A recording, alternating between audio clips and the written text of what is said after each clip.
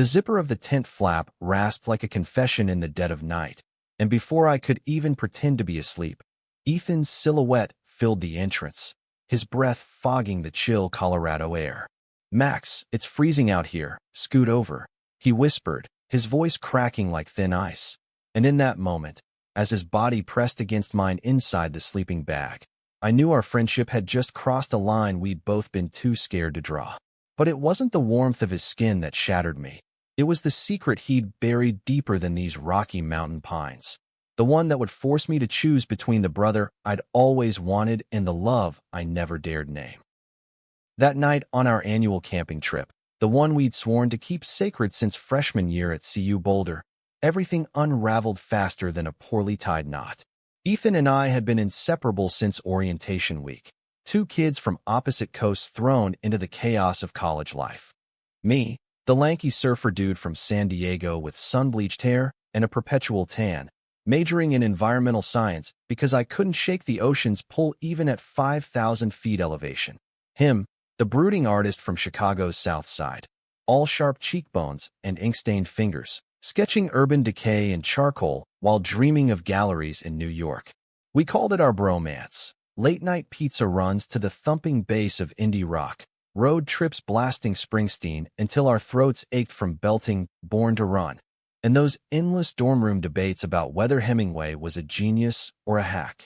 It was easy, uncomplicated, the kind of bond that made the world feel less like a grind and more like an adventure. Until that zipper sound. I shifted awkwardly, my heart hammering against my ribs like it was trying to escape. "Dude, what the hell? Your bag's right there." But even as I said it, I didn't move. The air inside the tent smelled of pine sap and the faint citrus of his shampoo, and his knee brushed mine. Accidental? Or so I told myself. Ethan let out a low chuckle, the one that always disarmed me, and burrowed deeper, his arm flopping across my chest like it belonged there. "Yours is bigger. And warmer. Come on, Max, don't be a prick about it." His words were light, teasing, but there was an edge to them, a vulnerability I'd glimpsed before but never pinned down. Like the time last semester when he'd ghosted me for a week after his folks visited, or when he'd stared too long at the shirtless hikers on our trail runs, his jaw tightening in a way that screamed unspoken wars. Sleep didn't come easy after that. His breathing evened out beside me, steady and deep, while my mind raced through every bro hug, every high five, replaying them for hidden meanings. Was it just the cold? Colorado nights in late September could drop to 30 degrees, turning even the sturdiest tent into a freezer. Or was it something more? I'd buried my own truths for years, growing up in a conservative beach town where fag was slung like a casual insult, where dad's fishing buddies would joke about real men over cores at the pier. I'd dated girls in high school, quick and fumbling, to prove I was normal. But Ethan? He was the exception, the one person who made my pulse stutter without explanation. By dawn, as the first light filtered through the nylon, I convinced myself it was nothing, just bros against the elements. We broke camp in that awkward dawn haze, packing gear with the efficiency of old habit. Ethan was all grins over reheated coffee from the thermos, recounting how a raccoon had tried to steal his sketchbook the night before. "Swear to God, Max, it had that guilty look, like it knew it was about to get sketched into infamy." I laughed, forcing it harder than usual, and we hiked out to the trailhead, the crunch of gravel under our boots sinking like a metronome. Boulder welcomed us back with its crisp autumn vibe, red maples blazing along Pearl Street, co-eds in flannel hauling pumpkins from farmers markets, the faint hum of live music from the Fox Theater. Life resumed, classes, keggers, the grind. But that sleeping bag lingered like a ghost. Weeks blurred into midterms. I threw myself into lab reports on climate modeling, sketching wave patterns on graph paper when I should have been studying soil erosion. Ethan dove into his senior thesis, a series of paintings on gentrification scars, his studio in the art building smelling of turpentine and regret. We still grabbed burritos at Illegal Pete's, still crashed on each other's couches during all-nighters. But the air between us crackled now, charged with what-ifs. One rainy Thursday, as thunder rattled the windows of my off-campus apartment, he showed up soaked, sketchpad clutched under his arm like a shield. "Mind if I crash?" Studios flooded again, Fucking maintenance. I tossed him a towel, heart doing that stupid flip. Always man. He stripped off his wet hoodie in the living room, revealing the lean lines of his torso, tattoos snaking across his ribs, a Chicago skyline inked in black, a nod to the home he both loved and loathed. I busied myself with the microwave, heating leftover lasagna, but my eyes betrayed me, tracing the water droplets down his skin. He caught me, of course, Ethan always did. "What?" he asked, toweling his hair, that half-smile playing on his lips. "Nothing. You look like a drowned rat." Lame, but it broke the tension. We ate cross-legged on the floor, trading stories about our prof's quirks. How my advisor, Dr. Hale, ranted like a prophet about melting permafrost, or how Ethan's mentor called his work raw but reckless. The storm raged outside, lightning forking over the flatirons, and somewhere between bites, our knees touched. Neither pulled away. "You ever think about after this?" he said suddenly, voice low. "Graduation. Real world. What then?" I shrugged, chasing olives around my plate. "LA, maybe. Surf shop. Grad school for oceanography. You. New York. Galleries don't come to you. You go to them." But there was no fire in it, just this hollow echo. He set his fork down, eyes on the rain-streaked window. "My folks. They want me back in Chi-Town. Dad's got this job lined up at the ad agency. Stable. Safe." He spat the word like it tasted bitter. Ethan's family was a minefield I'd only skirted.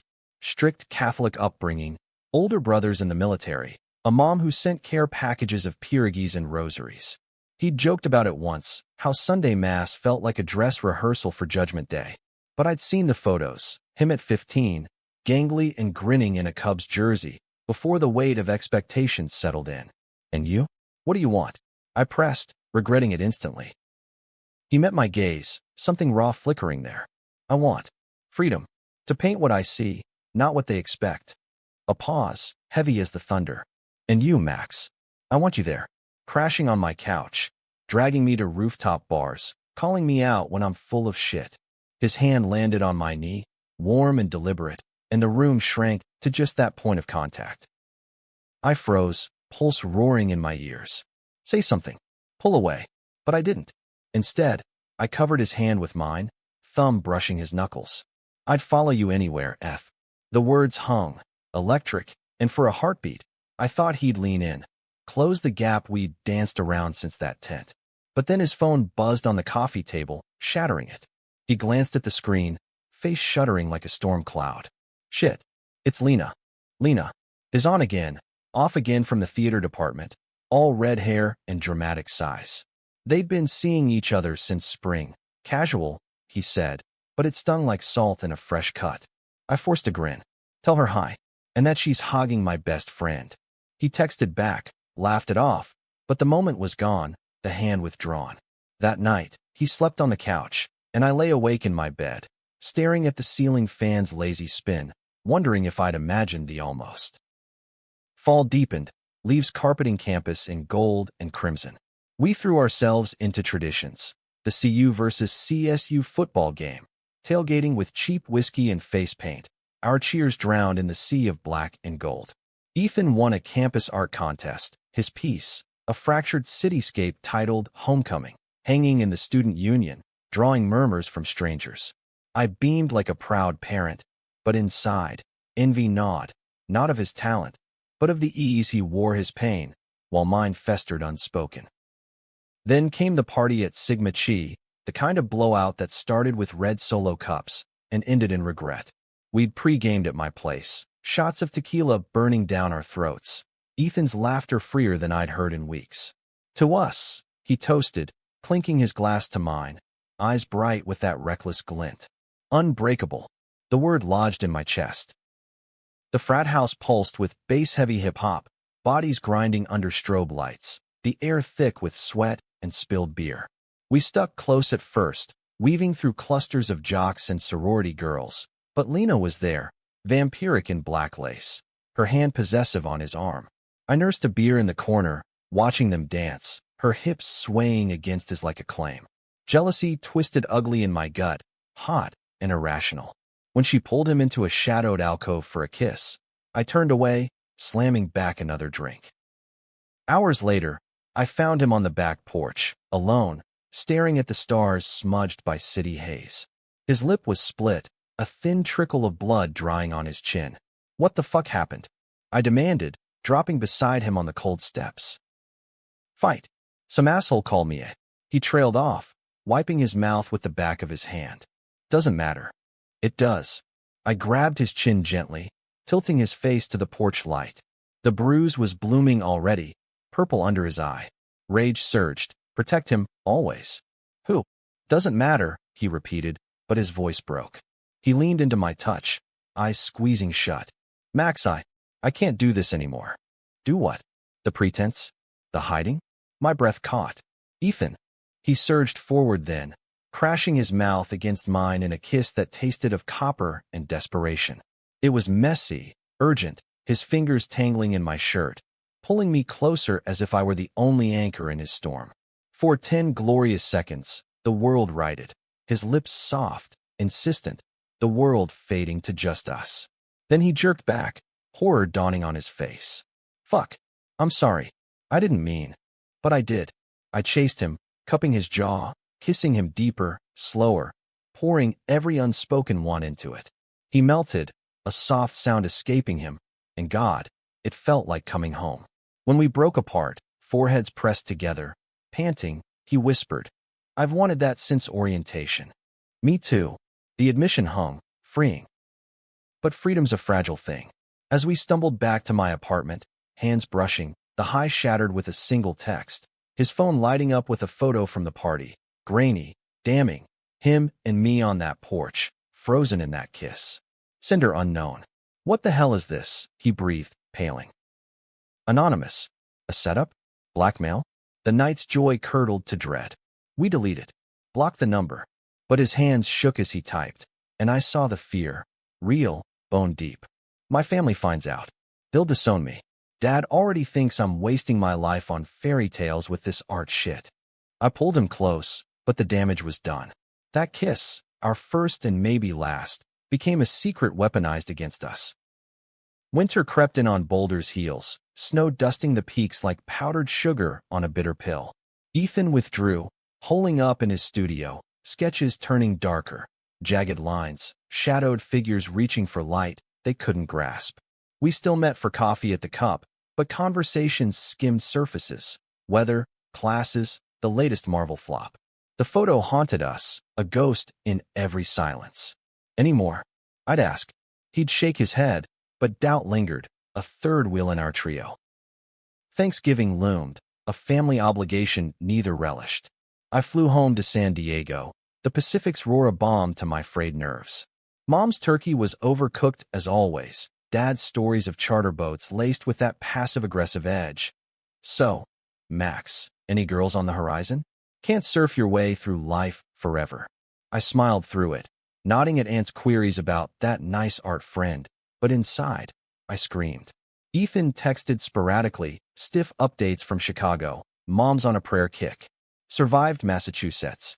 No mentions of us, of that night. When I pressed, he'd reply with emojis, deflections. Back at CU, the spring semester hit like a freight train. I buried myself in fieldwork, traipsing through thawing meadows for soil samples, the earth's quiet a refuge from the noise in my head. Ethan emerged from hibernation with a vengeance, his thesis show slated for April, 12 pieces on identity's fractures, raw and unflinching.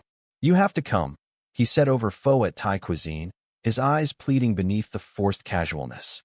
It's important. Wouldn't miss it. But as we slurped noodles, his phone buzzed again, not the anonymous threat, but Lena, her texts piling up like accusations. We're done, he told her over speaker, voice steady. For real this time. She hurled vitriol. Fucking queer? That's why.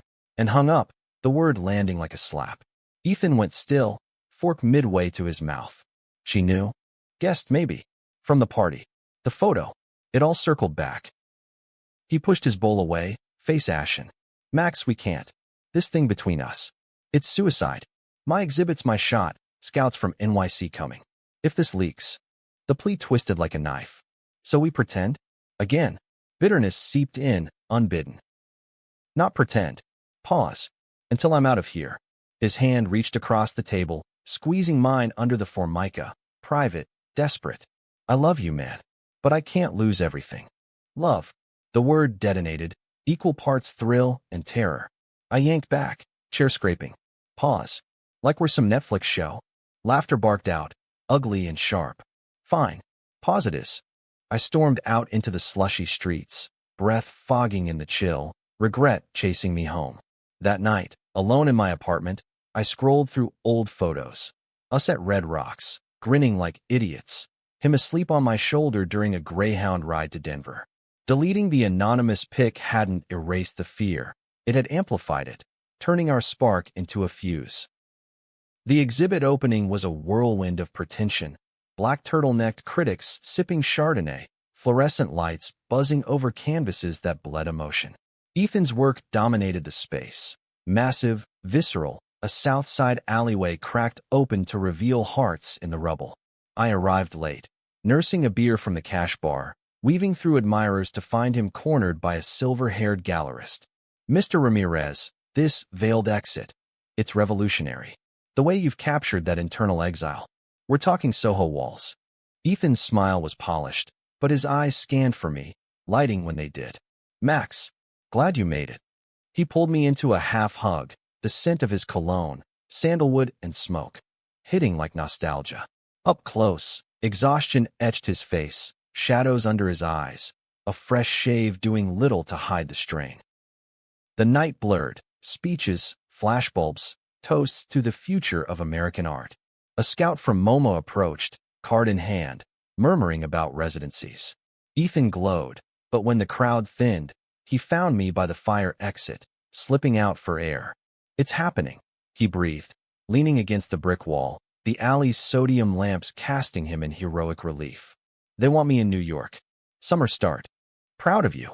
The words tasted true, but ached. Deserve it. He stepped closer, the space between us humming. Come with me? Sublet something shitty in Brooklyn. Crash until you figure LA. Temptation clawed. Yes, 1,000 times. But the pause loomed, that fragile truce. Can't. Grad apps do. And us. His face crumpled, just a flicker. The photo thing's dead. No more texts. We could. A shout cut him off, from the gallery door. Ethan, that critic from art forum's asking for you. Lena's voice, sharp as shattered glass. She emerged, arm linked with a smirking guy from the lit mag, her glare laser-focused on us. Oh, the Bromance reunion. How cute. Ethan stiffened. Lena, not now. She sauntered closer, heels clicking like gunfire. Or what? You'll kiss him again? Save it, I saw the pic. Send it myself, by the way.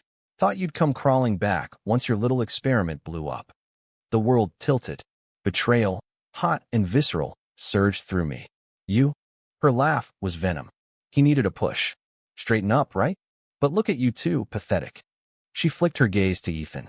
Your dad's gonna love this. The golden boy's a fairy. Ethan lunged, but I grabbed him, holding back the storm. Don't. She's not worth it. Lena smirked, triumphant, and vanished inside, leaving us in the alley's chill. Ethan sagged against the wall, fists clenched. I didn't know. Swear, Max. We were over months ago. I believe you. And I did. His horror was genuine, eyes wet with unshed fury. But the damage spiderwebbed, scouts inside, oblivious, his dreams teetering. What now? He pulled me into a fierce hug, body trembling. We fight. Together. His lips brushed my temple, not a kiss, but a vow. For the first time, hope flickered, fragile as spring thaw. But hope's a cruel tease. Days later, as cherry blossoms dusted campus paths, Ethan's phone rang, not a text, but his father, voice booming through speaker during our study session in Norland Library. Son, what the hell is this email from some art rag? Queer undercurrents in Ramirez's work. And who's this Max kid plastering your exhibit on socials like your lovers? Ethan's face drained of color, the anonymous photo's shadow lengthening. Dad, it's nothing. Nothing? Your mother's praying novenas. That Chicago job's off if you pull this. This stunt. The line went dead, a guillotine drop. I reached for him, but he recoiled, chair scraping back. See? This is why. One slip, and it's apocalypse. It's not a slip. It's us. Desperation clawed my throat. We face it. Face what? Ruin. He stood, backpack slung haphazard. I can't, Max. Not yet. Maybe. Never. The library's hush amplified his exit, footsteps echoing like finality. I sat frozen, the weight of his absence crushing. Texts went unread, calls to voicemail. His studio door stayed locked when I knocked, the do not disturb sign of fresh wound. Graduation week arrived in a haze of caps and gowns, the air electric with futures unfolding. I walked the stage, diploma in hand, family cheering from the stands, mom waving a sign, dad's proud grunt over FaceTime. But Ethan was absent, his name called to polite applause, seat empty. Whispers followed. Heard he bailed to New York early. Some drama. Drama. Our drama. That night, post-ceremony bonfire on campus, I got drunk on fireball shots, flames mirroring the burn in my chest. Friends clapped my back. Big plans, Max. But I wandered to the art building, drawn like a moth. His studio light glowed, a beacon. Inside, canvases loomed, half-finished, furious strokes of red and black, a self-portrait fractured like safety glass. In him, slumped on the floor amid paint tubes, head in hands. Go away, he muttered, not looking up. Like hell, I slid down beside him, our shoulders touching. Silence stretched, thick with grief. Finally, Dad cut me off. No tuition refund, no NYC. Said to come home and fix myself. His voice cracked. Lena emailed the photo to him. Full confession attached. Rage boiled, but I swallowed it, arm around him. Fuck them. We'll fix it. My folks, they're clueless, but they'd help. Couch in San Diego till you regroup. He turned, eyes searching mine, haunted, hopeful. Why? After I ran. Because it's us. Bromance or more. Doesn't change. I cupped his face, thumb tracing his jaw. I love you, Ethan. Always have. Tears spilled, hot on my skin as he leaned in. Our kiss salt sweet, a dam breaking. No pauses, no pretenses, just raw, aching truth. We held on, the world outside fading to irrelevance. Summer dawned golden, a fragile restart. Ethan crashed at my Boulder sublet. Days spent job hunting, barista gigs, freelance sketches. Nights tangled in whispered plans.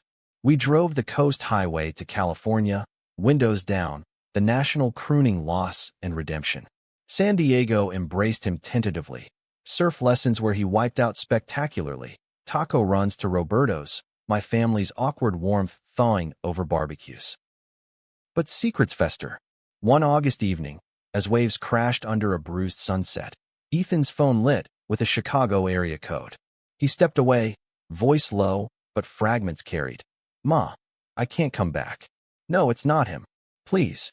When he returned, hollow-eyed, I pressed. What? Mom. She's sending a priest. Exorcism bullshit for my affliction. He laughed, brittle. And Dad's lawyer called, contesting my partial scholarship refund. Says I'm unstable. Instability. Our love, reduced to pathology. Fury ignited. We'll sue. Or go public. Your art's your weapon. He shook his head, gaze on the horizon. Can't. Not if it drags you down too. Your folks. They're good people. Max don't want them knowing they're boys. Gay?